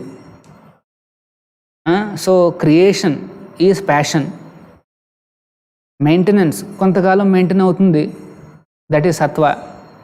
Destruction ignorance. అందుకనే త్రిగుణాలు అనేవి ఇక్కడ ఉంటాయి. అందుకని ఈ ప్రపంచం త్రిగుణాత్మకం అన్నమాట. ఎందుకు ఇక్కడ మరి క్రియేషన్ ఉంటుంది, డిస్ట్రక్షన్ ఉంటుంది కాబట్టి దీన్ని త్రిగుణాత్మకంగా సృష్టించాడు భగవంతుడు. అక్కడ ఇంకా క్రియేషన్ లేదు, డిస్ట్రక్షన్ లేదు. Everything is eternally, ever lastingly existing. Everything is happily existing. ఇది మాట. అక్కడ దానికి ఇక్కడ దానికి తేడా. సో మనం కోరుకున్నాం ఈ రకంగా, నేను ఈ ఆట ఆడాలనేసి అనుకున్నాం, సరే ఆడుకోండి అనేసి పంపించాడు. కానీ భగవంతుడు ఈ లోకాన్ని సృష్టించింది కూడా పరస్పరం భావయంతః, మనం కోఆపరేట్ చేసుకుని ఆనందంగా ఉండని పంపించాడు. కానీ మనం కోఆపరేషన్ మర్చిపోయి కొట్టుకుంటున్నాం. అది ఆయన సమస్య కాదు, మన సమస్య. మనం అందరం కూడా ఒకళ్ళనొకళ్ళు కోఆపరేట్ చేసుకోవడం, ప్రకృతితో కోఆపరేట్ చేయడం, ఇక్కడున్న సిస్టమ్స్తో కోఆపరేట్ చేయడం, ఇవన్నీ మర్చిపోయి మనం ఒకళ్ళనొకళ్ళని కొట్టుకుని ఇలా సతమతం అవుతున్నాం అన్నమాట. అందుకనే భగవంతుడు కూడా ఇక్కడికి వచ్చి, నాయన ఇవన్నీ ఎందుకు నీకు, వచ్చేసేరా అని చెప్తుంటాడు. సర్వధర్మాన్ పరిత్యజ్య, ఇవన్నీ పక్కన పెట్టేసే, మామేకం శరణం వ్రజ, నా దగ్గరికి వచ్చేసేరా అంటున్నాడు. కానీ మనం మాత్రం నాకు చాలా పెద్ద ప్లాన్లు ఉన్నాయి ఇక్కడ, ఇంకా చాలా చాలా చేయాలి ఇక్కడ అనేసి మనం అనుకుంటున్నాం. కానీ బై డిజైన్ ఈ త్రిగుణాత్మకాలు ఉన్నాయి కాబట్టి బై డిజైన్ ఇక్కడ అంతా కూడా ఇంపర్మనెంట్గానే ఉంటుంది. బై డిజైన్ ఇది. సో ఇక్కడ శాశ్వతంగా ఉండడానికి మనం ఏర్పాట్లు ఎన్ని చేసుకున్నా అవి ఫలించవు. ఒకే ఒక మార్గం ఏమిటంటే మళ్ళీ ఆ శాశ్వత లోకానికి, మన ఇంటికి వెళ్ళిపోవాలి. మనం ఎక్కడి నుండి అయితే ఇక్కడికి వచ్చామో ఆ ఇంటికి వెళ్ళిపోవాలి. Back to God head, back home, back to God head. అది మాట మన నిజమైన అచీవ్మెంట్ మాట. సో మీరు అడిగారే అక్కడ శుద్ధసత్వంలో ఉన్నప్పుడు మరి ఇక్కడ త్రిగుణాలని, ఇట్ ఈస్ బై డిజైన్. ఇక్కడ త్రిగుణాలని ఉన్నాయన్నమాట. ప్రభు భీష్మ పితామహ వాళ్ళ మదరు పేరు గంగా. గంగా అయితే మరి ఎవరు ఈ గంగా? ఆమె సేమ్ భీష్మ పితామహ తల్లి తండ్రి శాంతను, గంగా అంటే గంగా నది, తల్లి గంగా నది మాట. సో వారిద్దరికి పుట్టిన దట్ మహాజనుడు భీష్మాచార్యులు. భక్తిలో 12 మహాజనులు ఉంటే భీష్మాచార్యులు కూడా అందులో ఒకటమాట. అంటే ఈజ్ అన్ అథారిటీ ఆఫ్ భక్తి. ఆయన నుండి మనం నేర్చుకోవచ్చు అన్నమాట భక్తి అంటే ఏమిటనేసి. అట్లాంటి గొప్ప భక్తుడిని వాళ్ళు జన్మనిచ్చారన్నమాట. So same Ganga. I have been chanting 16 rounds since some years, but still I am doing some bad things sometimes. Even though I know that I am doing wrong, I am feeling sad after doing the bad things. Please suggest me. యాక్చువల్గా మనం గుర్తుపెట్టుకోవాల్సింది ఏంటంటే మనం ఈ మాయా సామ్రాజ్యంలో ఉన్నాం. This entire world is controlled by maya. మాయా అంటే ప్రకృతి మాట. ఈ సామ్రాజ్యంలో మనం ఉన్నాం. అప్పుడప్పుడు ఈ సామ్రాజ్యాన్ని ఒక ప్రిజన్ హౌస్తో పోలుస్తారు. శాస్త్రం పోలుస్తుంది అన్నమాట. ప్రిజన్ ఒక జైల్లో ఉన్నట్టుగా మాట. అంటే ఇక్కడ డిఫరెంట్ గవర్నమెంట్ ఉంటుంది. భగవంతుడు ధామంలో ఉండే గవర్నమెంట్ వేరు, ఇక్కడ గవర్నమెంట్ వేరు. అంటే ఎగ్జాక్ట్లీ లైక్ మనకి ఉన్న గవర్నమెంట్ వేరు, సేమ్ గవర్నమెంటే, కానీ ప్రెజెంట్ జైల్లో ఇంకొక రకంగా ఉంటుంది. అక్కడ ఏర్పాట్లు, అక్కడ అరేంజ్మెంట్స్, ఏర్పాట్లు అన్నీ వేరుగా ఉంటాయి. అలాగే మనకి ఇక్కడ సెపరేట్ ఏర్పాట్లు చేసి ఈ ప్రకృతి ఆధీనంలో పెట్టాడు భగవంతుడు. మనమే కోరుకున్నాం కాబట్టి అది ఆయన తప్పు కాదు. ఇంక మనమే మొండిపట్టు పట్టాం కావాలి ఇక్కడ అనేసి. సరే ఇక్కడికి వచ్చాం. ఎందుకు వచ్చాం? మన ఇంద్రియ తృప్తి కోసం. I want to enjoy the way I want. సరే పంపించాడు భగవంతుడు, సరే నీ ఇష్టం అని. సో మనం చూడాల్సింది ఏంటంటే ఇక్కడ ఈ మాయా ప్రపంచంలో మనం చిక్కుకుని ఉన్నాం. ఎన్నో రకాల ఎల్యూర్మెంట్స్ ఉంటాయి, ఎన్నో రకాల అట్రాక్షన్స్ ఉంటాయి. అందుకనే మనం ఇక్కడే ఉండిపోవాలనుకుంటుంటాం. భగవంతుడు ఎన్నిసార్లు వచ్చి చెప్పినా సరే మనం ఇక్కడే ఎందుకు ఉండాలనుకుంటున్నాం అంటే ఎన్నో రకాల అట్రాక్షన్స్ ఉన్నాయి కాబట్టి, మనకు ఆ కోరిక ఉంది కాబట్టి. సో ఎప్పుడైతే మనం ఈ 16 రౌండ్స్ చేస్తున్నామో ఒక రకంగా చెప్పాలంటే జైలు నుండి ఎస్కేప్ అయిపోతున్నమాట. ఇప్పుడు జైలుకి పెద్ద పెద్ద గోడలు ఉంటాయి కదా, దాని మీదకి ఎవరైనా ఎక్కుతున్నారనుకోండి, ఆ జైలర్కి అర్థమైపోతుంది వీడు వెళ్ళిపోతున్నాడు రా అనేసి. వెంటనే ఏం చేస్తుంది జైలరు? వాడిని కిందకి లాగేయడానికి ప్రయత్నిస్తారు. కాలు పట్టుకునో ఏదో పట్టుకుని వాడిని లాగేస్తారు కిందకి. అట్లాగే ఎవరైతే ఈ 16 మాలలు చేస్తున్నారో వాళ్ళు ఇంకా ఈ లోకాన్ని దాటేస్తున్నారు, భగవంతుడు ధామానికి వెళ్ళే మార్గంలో ఉన్నారన్నమాట. అప్పుడు ఏం చేస్తుందంటే మన కిందకు లాగేయడానికి ప్రయత్నిస్తుంది ఈ మాయ. అందుకనే అప్పుడప్పుడు వి విల్ ఫెయిల్. ఏదో ఒక అట్రాక్షను, ఏదో ఒక ఆఫరో, లేదా ఏదో ఒక బ్యాడ్ థాటో, ఇట్లాంటి ఏదో ఒకటి ఇచ్చి మనం లాగడానికి ట్రై చేస్తుంది. సో అప్పుడప్పుడు వి మే ఫెయిల్. బట్ వీటిని మనం, ఇప్పుడు చిన్నపిల్లవాడు ఉన్నాడు అనుకోండి, నడవడానికి ప్రయత్నిస్తున్నప్పుడు అప్పుడప్పుడు ఫెయిల్ అవుతుంటాడు, కింద పడిపోతాడు. కిందకు పడిపోయిన తర్వాత కూడా నవ్వుతూ మళ్ళీ నించుని మళ్ళీ నడవడానికి ప్రయత్నిస్తాడు, మళ్ళీ కొంత కింద పడిపోతాడు, మళ్ళీ. అట్లా మనం ఎప్పుడూ కూడా ఈ 16 మాలలు కానీ ఈ భక్తిని కానీ ఆపకూడదు. We should try to go on. అప్పుడప్పుడు ఇట్లాంటి ఫెయిల్యూర్స్ వస్తాయి. మీరు అందుకనే భక్తుల సాంగత్యాన్ని తీసుకోవాలి. ఎవరికైనా ఇక్కడ భక్తులు మీకు వస్తే మీరు వచ్చి మాట్లాడుకోవచ్చు. ప్రభుజీ నాకు ఇట్లాంటి సమస్య ఉంది, ఇట్లాంటి ఆకర్షణ నాకు ఉంది అనేసి అంటే అప్పుడు కొన్ని మార్గాలు దొరికే అవకాశం ఉందన్నమాట. సో ఎవరికైనా సరే కౌన్సిలింగ్ మీరు వచ్చి ఇక్కడ మాట్లాడచ్చు భక్తులతో. So that no need to feel anything bad. ఇక్కడ బ్యాడ్ అనేది సమస్యే లేదు. You are in a good path. భగవంతుడు నామాలు చేస్తున్నారు, ఇంకెటువంటి no need to feel anything bad. అప్పుడప్పుడు ఏమైనా ఫెయిల్యూర్స్ ఉంటే you can rectify, take it as a learning, take it as a test, write the text correctly next time. Test will come again and again, కానీ బాగా రాసి pass అయిపోవాలి. So అది మాట మన జీవిత ఈ లెసన్స్ మాట ఇవన్నీ. So don't feel anything bad, just take the test properly.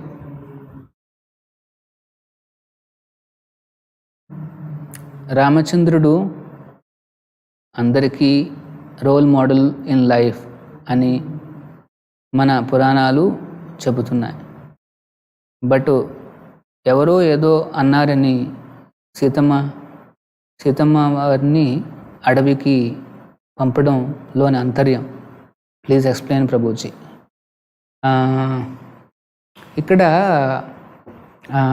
రామచంద్రుడు, సీతమ్మ వారు ఇద్దరూ కూడా సాక్షాత్తు లక్ష్మీనారాయణులే.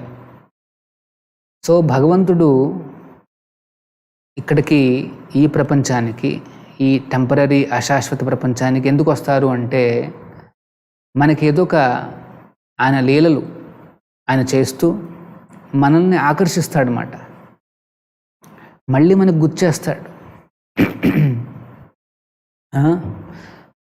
మన నిజ జీవితం అంటే నా యొక్క ధామంలో ఏ రకంగా ఉంటుంది అని చూపించడానికి ఒక చిన్న శాంపుల్ మాత్రమే ఇక్కడ. ఆ భగవంతుడు ఇక్కడికి వచ్చి తన లీలల్ని ప్రదర్శిస్తాడు.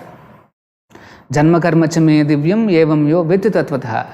ఎవరైతే ఆ భగవంతుడి లీలల్ని బాగా అర్థం చేసుకుంటారో దెన్ వాళ్ళు త్యక్వా దేహం, ఈ దేహాన్ని వదిలిపెట్టిన తర్వాత పునర్జన్మనైతి, మళ్ళీ ఇంకొక పునర్జన్మ ఉండదు, మామేతి, నా దగ్గరికి వచ్చేస్తారు అని అంటున్నాడు అన్నమాట ఆ రామచంద్రుడు, ఆ కృష్ణుడు. సో మనం భగవంతుని చేరుకునే మార్గం ఏంటంటే చాలా తేలిక. ఆయన యొక్క జన్మ రహస్యాన్ని, ఆయన చేసిన ఈ లీలలన్నింటినీ కూడా మనం చక్కగా అర్థం చేసుకోవాలి. అర్థం చేసుకుంటే వెంటనే మనకి ఇంకా మళ్ళీ పునర్జన్మ అంటూ ఉండదు, మనం స్వామిని చేరుకుంటాం. సో భగవంతుడు వచ్చినప్పుడు ఆయన ఒంటరిగా రాడు. ఆయనకి పరిచారకులు, లేకపోతే అసిస్టెంట్సు, అసోసియేట్సు అందరూ వస్తారు. అమ్మవారు కూడా వస్తారు. అంతేకాదు లక్ష్మణుడు కూడా వాళ్ళు కూడా వస్తారు. కృష్ణుడు వచ్చినప్పుడు బలరాముడు ఎట్లా వస్తాడో, రామచంద్రుడు వచ్చినప్పుడు లక్ష్మణుడు కూడా అట్లా వస్తాడనమాట. సో అంతేకాదు మొత్తం అయోధ్య కూడా వస్తుంది. అయోధ్య అనేది ఇక్కడే కాదు, అది శాశ్వత ప్రపంచంలో దాని పేరు అయోధ్య. అయోధ్య కూడా దిగొస్తుంది. అయోధ్యలో ఉండే నదులు అవన్నీ కూడా దిగొస్తాయి, కానీ ఇక్కడ శాంపుల్గా వస్తాయి అన్నమాట. అవన్నీ దిగొస్తాయి. వచ్చి ఆ సెటప్లో ఆ రామచంద్రుడు తన యొక్క లీలల్ని చేస్తాడనమాట. మరి రామచంద్రుడి యొక్క అవతారం యొక్క లక్షణం ఏంటంటే, మీరు అన్నారే ఆదర్శ పురుషుడుగా, మర్యాద రాముడు అంటారు. ఎంతో చక్కగా రాజు ఏ రకంగా పరిపాలించాలి అని చూపించడానికి వచ్చాడనమాట. ఇక్కడ మనం ఒకటి అర్థం చేసుకోవాలి, భగవంతుడి లీలలన్నీ కూడా ఆయన యొక్క యోగమాయలో జరుగుతుంటాయి. మనం అందరం ఉన్నది ఇక్కడ మహామాయలో. మహామాయ అంటే ఎప్పుడూ మనం పొడుస్తూనే ఉంటుంది, మెజరీస్ వస్తుంటాయి మనకి, అది మనం ఉండేది మహామాయ. కానీ భగవంతుడికి మెజరీ అంటూ ఏం లేదు, అమ్మవారికి మెజరీ అంటూ ఏం లేదు, అది యోగమాయ. ఎప్పుడు ఆనందాన్ని కలిగిస్తాయి. ఆ యోగమాయ ఏం చేస్తుందంటే అప్పుడప్పుడు ఆ భగవంతుణ్ణి భక్తుణ్ణి దగ్గర తీసుకొస్తుంది, అప్పుడప్పుడు దూరం చేసేస్తుంది. దూరం చేసినప్పుడు ఆ విరహంలో వాళ్ళు ఆనందాన్ని అనుభవిస్తారు, దగ్గరికి తీసుకొస్తే ఆ కలయికలో ఆనందాన్ని అనుభవిస్తారు అన్నమాట. రెండు ఆనందాలే, విరహము కలయిక రెండు ఆనందమే. కాకపోతే అదొక వెరైటీ. ఆనందాల్లో కూడా వెరైటీ మాట. విప్రలంబ సేవ అంటారన్నమాట దాన్ని. విప్రలంబ అంటే భగవంతుడికి దూరంగా ఉంటూ ఆలోచిస్తున్నా, అయ్యో నేను భగవంతుడి నుండి వేరైపోయానే అనేసి భక్తుడు అలా ఆలోచిస్తూ ఉంటుంటే ఎంతో ఆనందం ఉంటుంది. అది కూడా ఆనందమే, బట్ డిఫరెంట్ టైప్ ఆఫ్ ఆనందం అన్నమాట. అలాగే రామచంద్రుడు ఆ సీత మనం చూస్తుంటాం, విరహం వచ్చింది, కలయిక వచ్చింది, మళ్ళీ విరహం వచ్చింది, మళ్ళీ కలయిక వచ్చింది. అట్లాగా ఆ యోగమాయ ఆ రకంగా ఏర్పాట్లు చేస్తుందన్నమాట. ఆ రెండు పరిస్థితుల్లో కూడా that is also enjoyment only, happiness only, కానీ వెరైటీ మాట. సో అంటే మనకు చూడడానికి ఎలా అనిపిస్తుందంటే ఆ సీతమ్మ వారికి అన్యాయం జరిగినట్టుగానో, లేకపోతే ఎంతో దుఃఖాన్ని కలిగించినట్టుగానో, రామచంద్రుడికి కూడా ఎంతో దుఃఖం కలిగించినట్టుగానో అనిపించిన అది భగవంతుడి యొక్క లీలాశక్తి మాట. ఆనందాంబుది వర్ధనం, మొత్తం ఆనందాన్ని పెంచడానికి ఆయన చేసే లీలల మాట. సో సీతమ్మ ఇంకా ఎక్కువ ఆలోచించడం మొదలుపెట్టింది రామచంద్రుడి గురించి, ఇంకా ఎక్కువగా. ఆ భగవంతుడి ఆలోచనే ఎంతో ఆనందం అన్నమాట. ఆ స్టేజ్కి మనం చేరుకోగలిగితే అప్పుడు అర్థమవుతుందన్నమాట, ఓహో విరహంలో కూడా ఆనందం ఉంది, కలయికలో కూడా ఆనందం ఉంది అనేసి మనకు అర్థమవుతుందన్నమాట. సో ఇవన్నీ భగవంతుడి యొక్క లీలాశక్తులు. మనం మన స్టాండర్డ్స్, మోరల్ స్టాండర్డ్స్ కానీ మన క్యాలిక్యులేషన్స్ కానీ చూస్తే అది వేరే రకంగా కనిపిస్తాయి. బట్ ఇదంతా కూడా భగవంతుడి యొక్క లీలాశక్తి మాట.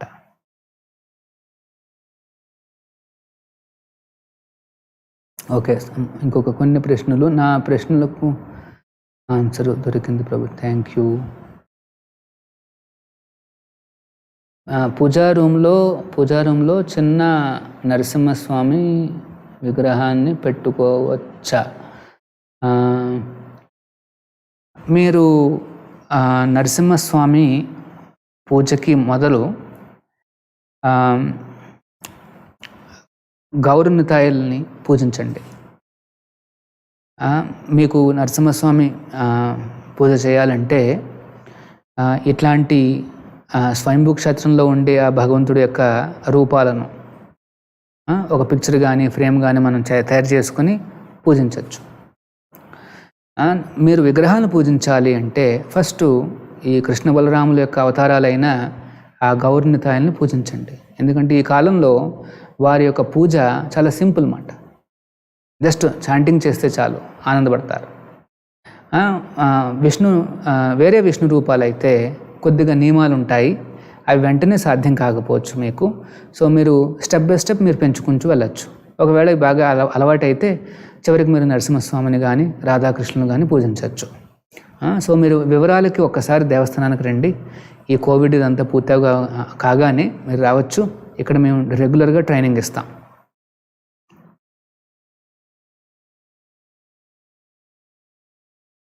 Next, Atma's position is permanent and eternal. Will it lose its identity at any point of time, which is also permanent? Yes, it's a good question. మనం ఎప్పుడు కూడా మన ఐడెంటిటీని ఎప్పుడు లూజ్ కాం. ఆత్మ is always permanent and always a person. ఆత్మ అనేది personality. ఆత్మ is a person. ఆత్మ అంటే ఒక జ్యోతి కాదు, ఆత్మ అంటే ఒక లైట్ కాదు. అప్పుడప్పుడు మన సినిమాలో చూస్తాం, ఎవరో చనిపోతే ఏదో ఒక జ్యోతిలాగా వచ్చి ఆ కృష్ణుల్లోనో ఆ దేవుళ్ళలోనో కలిసిపోవడం చూస్తుంటాం అన్నమాట. యాక్చువల్గా ఆ జ్యోతి అంటే ఆత్మ స్వరూపం ఉంది, అంటే పర్సనాలిటీ. కానీ పర్సనాలిటీ నుండి ఎంత వెలుగు వస్తుందంటే అది జ్యోతిలా కనిపిస్తుంది అన్నమాట. సో జ్యోతి లోపల విగ్రహం కూడా ఉంది, పర్సనాలిటీ ఉన్నాడనమాట. కానీ కాంతిమయమైన పర్సన్ అన్నమాట ఆత్మ అంటే. దూరంగా చూస్తే ఏదో కాంతిగానే కనిపిస్తుంది, కానీ actually is a personality. So అలా భగవంతుడిలో కలిసిపోయినట్టుగా కనిపించిన అది యాక్చువల్గా అదొక పాస్ట్ టైం లేండి, అది నేను చెప్తాను. ఆ శరీరంలోకి ఎంటర్ అయ్యి ఆ రకంగా భగవంతుడి ధామానికి చేరుకుంటుంది అన్నమాట ఆత్మ అక్కడ, ఆ పర్టికులర్ సంఘటనలో. సో ప్రతిసారి కూడా మనం ఎక్కడున్నా సరే, ఆధ్యాత్మిక ప్రపంచంలో ఉన్నా సరే, మన ఐడెంటిటీ సేమ్. కానీ ఇక్కడ ఏంటంటే మన ఆత్మని కవర్ చేస్తూ ఈ భౌతిక శరీరం ఉందన్నమాట. అది మనకు సమస్య. ఈ భౌతిక శరీరాన్ని, సూక్ష్మ శరీరాన్ని మనం కానీ ఇక్కడ విడిచిపెట్టి వెనక్కి వెళ్ళగలిగితే ఒరిజినల్ ఐడెంటిటీ మనకు లభిస్తుంది అన్నమాట. What is the 9 process devotional service which we applying in Krishna consciousness? ఇక్కడ 9 processes, అది మన ప్రహ్లాద్ మహారాజుల వారు చెప్పారు. దాన్ని నవవిధ భక్తి అంటారు. శ్రీమద్ భాగవతంలో ఈ 7th cantoలో చెప్పారన్నమాట. ఇక్కడ ప్రహ్లాదుడు ఏమంటారు అంటే, శ్రవణం కీర్తనం విష్ణు స్మరణం వందనం పాదసేవనం అర్చనం దాస్యం ఆత్మనివేదనం. సో ఇక్కడ ఈ రకంగా 9 విధాలుగా భక్తిని మనం ఏ రకంగా ప్రాక్టీస్ చేయాలని చెప్పారు. ఫస్ట్ది ఏంటంటే శ్రవణం, వినాలన్నమాట చక్కగా. భగవద్గీతనో భాగవతాన్నో మనం వినాలి, శ్రవణం. రెండోది కీర్తనం, మళ్ళీ రిపీట్ చేయాలి. ఎవరికైనా చెప్పచ్చు, నాయన భగవద్గీత ఈ రకంగా అంటుంది, మీరు కూడా అర్థం చేసుకోండి అని చెప్పచ్చు, అది కీర్తనం. దాని స్మరణం, తలుచుకోవడం ఆ కృష్ణుడి రూపాన్ని, ఆయన వాక్యాలను, ఆయన లీలలను, ఆ గోవర్ధనగిరిని, వాటిని భక్తులను తలుచుకోవచ్చు. స్మరణం. తర్వాత వందనము అంటే ప్రేయర్స్, భగవంతుడికి ప్రార్థించడం అన్నమాట. తండ్రి స్వామి నాకు ఇట్లా అట్లా అనేసి మనం ప్రార్థించడం, మనకు వచ్చిన కష్టాలన్నీ చెప్పుకొని ప్రార్థించుకోవచ్చు. వందనం. అర్చనం అంటే భగవంతుడి విగ్రహానికి అర్చన చేయటం, ఆ పాదాలకి అర్చనం. పాదసేవనం, లక్ష్మీ పాదసేవనం అన్నమాట. పాదాలకు ఎప్పుడు ఒత్తుతూ సేవ చేస్తుంటుంది, పాదసేవనం. తర్వాత ఆత్మసమర్పణం, మనం సరెండర్ టు గాడ్. మన శరీరాన్ని, మన లైఫ్ని అంతటిని కూడా భగవంతుడి పాదాల దగ్గర పెట్టాడన్నమాట. ఆత్మసమర్పణం. అట్లాగా ఇలాగ 9 విధ భక్తులు అన్నీ కూడా ఈ కృష్ణ చైతన్యంలో ఉన్నాయి. ఒక్కటి ఫాలో అయినా పర్లేదు, ఎన్ని ఫాలో అయినా పర్లేదు, వీ కెన్ గెట్ పర్ఫెక్షన్ అన్నమాట. అది ఈ 9 విధ భక్తి. Am I right in my thinking that Atma can never merge in Paramatma, but Atma can associate with Bhagavan to be in its original state of Sachidananda? Correct. ఆత్మ ఎప్పుడు కూడా merge కాలేదు. Although కొంతమంది మర్జ్ కావడానికి ప్రయత్నిస్తుంటారు. అట్లాంటి వాళ్ళ కోరికలు తీర్చడానికి అప్పుడప్పుడు అలా మర్జింగ్ ఎక్స్పీరియన్స్ ఇస్తాడు భగవంతుడు. కానీ అది టెంపరీ మాట, అది కూడా temporary. So our original state ఏమిటంటే ఆ భగవంతుడి యొక్క సేవలో మనం ఉండడం అన్నమాట. ఆ సచ్చిదానంద ఆనందాన్ని పొందే అవకాశాన్ని మళ్ళీ తీసుకోవడం అన్నమాట. అది మన original state. So your correct, atma can never merge into paramatma. తర్వాత Prabhuji lord she was wife Ganga కదా, రివర్ గంగాదేవి, దెన్ భీష్మ పితామహ వాళ్ళ మదర్ ఎలా అవుతుంది? యాక్చువల్గా ఎస్, విష్ణు పాదోదకం అంటారు. గంగా భగవంతుడి యొక్క పాదాల నుండి వచ్చింది అది. అంతేకాకుండా శివుడి యొక్క పత్ని కింద కూడా ఉంది. కానీ ఒకనొక ఆ సమయంలో ఆ గంగాదేవి యొక్క ఒక రూపం ఈ రకంగా శాంతనును పెళ్లి చేసుకుని భీష్మదేవుడికి జన్మనిచ్చిందన్నమాట. సో ఇవన్నీ పాసిబుల్ వాళ్ళకి మాట. బికాస్ దే ఆర్ నాట్ ఏమంటారు, ఈ మన సొసైటీలో ఉండే నియమ నిబంధనలకి వాళ్ళు అతీతంగా ఉంటారు. సో ఇవి ఎట్లా జరుగుతున్నాయని మనకు అర్థం కాకపోవచ్చు, but for Ganga it is possible.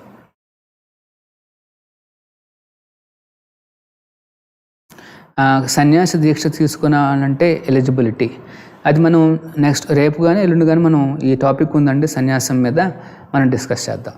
Okay, so ఈ రోజుతో మనం కంప్లీట్ చేద్దాం. హరే కృష్ణ.